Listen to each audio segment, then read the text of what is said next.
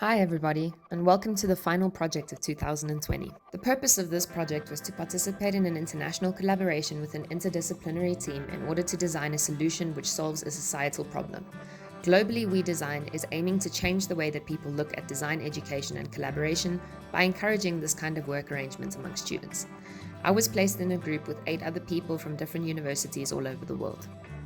We were required to identify a problem as a group and create our own brief or proposal for our project. Once we agreed on the issue of wildfires, we created our brief and set about doing research and designing solutions to the problems from all of our unique points of view, discussing our ideas with each other and interacting with the various disciplines along the way. I started off doing a lot of research, especially about wildfires in a South African context, and I examined a lot of the pyrophytic plants and plants that are fire resistant. I found it quite interesting that the moisture content of plants determines how fast they burn, as well as how big of a fuel load they tend to store underneath themselves. Coffee Park in Santa Rosa, California had a massive burn in the Tubbs Fire of 2017, losing 1,422 homes and leaving hundreds of people devastated and destitute. I started brainstorming some possible solutions to help protect the community from any future fires and came up with the idea of a streetlight that doubles as an outdoor sprinkler system. Given that many of the fires in California are caused by electrical wires, I eliminated this issue first by making the light solar powered.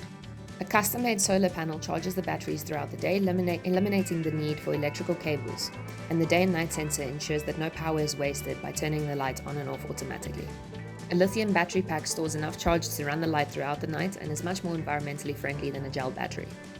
The warm white LED panel is safer for people and animals and causes less light pollution than the conventional street lights, and this custom-made panel will cast a direct but wide beam of warm light. Of course, the most important feature of this light is the way that it distributes water. One of my other teammates designed a water catchment system that catches the grey water in the surrounding community. This water catchment system will be what feeds my street and bollard lights. In case of a high fire risk or a fire being present nearby, water gets pushed up from the grey water storage tanks by an 80 psi pump.